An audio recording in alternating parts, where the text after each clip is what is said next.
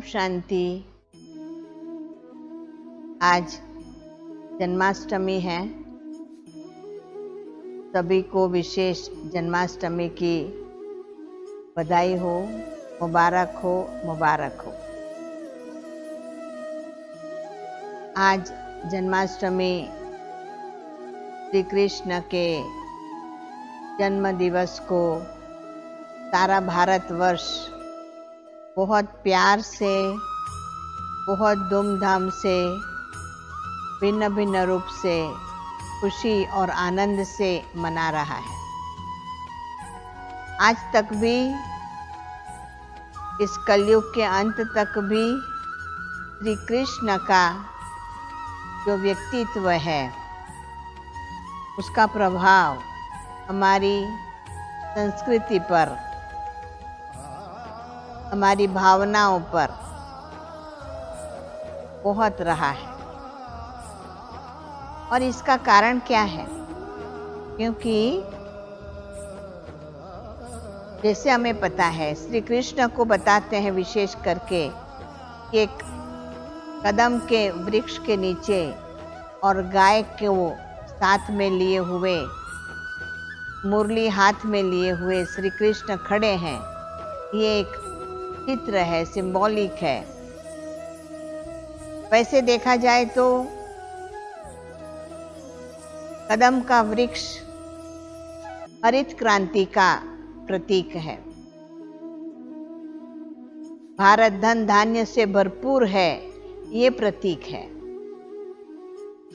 गाय जो है वो श्वेत क्रांति की प्रतीक है।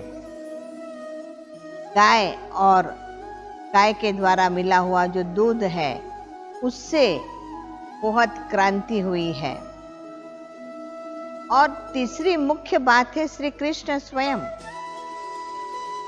वास्तव में श्री कृष्ण आध्यात्मिक क्रांति के प्रतीक है। आज जो आवश्यकता है वो श्री कृष्ण जैसे व्यक्तित्व को बनाने की आवश्यकता है। दुनिया की हर परिस्थिति का आधार व्यक्ति की अपनी मन की स्थिति, वृत्ति और अपना व्यक्तित्व है। श्री कृष्ण का जो व्यक्तित्व हम वर्णन करते हैं, सर्वगुण संपन्न, जिन्होंने अपने जीवन के अंदर सभी सद्गुणों को अपनाया है, धारण किया है, प्रैक्टिकल जीवन में लाया है। 16 कला संपूर्ण, अर्थात जो हर कार्य में निपुण है, हर क्षेत्र में अपने आप को निपुण बनाया है। संपूर्ण निर्विकारी, ये सब कुछ होते हुए संपूर्ण निर्विकारी, पवित्र, श्री कृष्ण की पवित्रता का भी बहुत गायन शास्त्रों ने किया है। सब कुछ करते हुए अपने मन को, अपनी वृत्ति को, अपने ध्येय को संपूर्ण पवित्र बना के रखा है। मर्यादा पुरुषोत्तम, अर्थात अपने जीवन के अंदर हर मर्यादा का पालन करने वाले, हर नियम, संयम, संबंधों की मर्यादा, उसको पालन करने वाले, और अहिंसा परमो धर्म, अहिंसा को परम धर्म मानने वाले। शास्त्रों ने तो बहुत बातें लिख दी है, महायुद्ध करवाया, ये करवाया, वो इसको मारा, उसको मारा। वास्तव में दुनिया में प्रवर्तमान जो भी बेहद की हिंसा है, बेहद की ये विकारी सृष्टि है, उसको रोकने के लिए अहिंसा का वास्तव में मन में धारण किए हुए हर कार्य किए हुए हैं। आज का संदेश विशेष मैं ये देना चाहूंगी कि श्री कृष्ण का पात्र व्यक्तित्व कोई काल्पनिक नहीं है। एक समय था जब श्री कृष्ण स्वयं इस सृष्टि पर राज्य करते थे और उस समय जैसे गायन करते हैं, हर बालक एक मोहन था, कृष्ण जैसा था और हर बालिका एक राधा जैसी थी। कहने का भाव है कि एक श्री कृष्ण नहीं है, परंतु उस समय सभी बच्चे अर्थात सभी व्यक्ति, सारा समाज श्रेष्ठ था।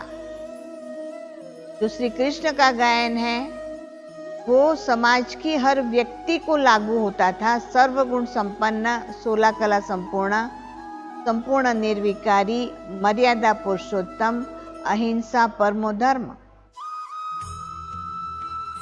और ये केवल कहने की बात नहीं है, परंतु ये पुरुषार्थ करके प्राप्त की हुई बात है। और पुरुषार्थ का जो समय है वो अभी का समय है।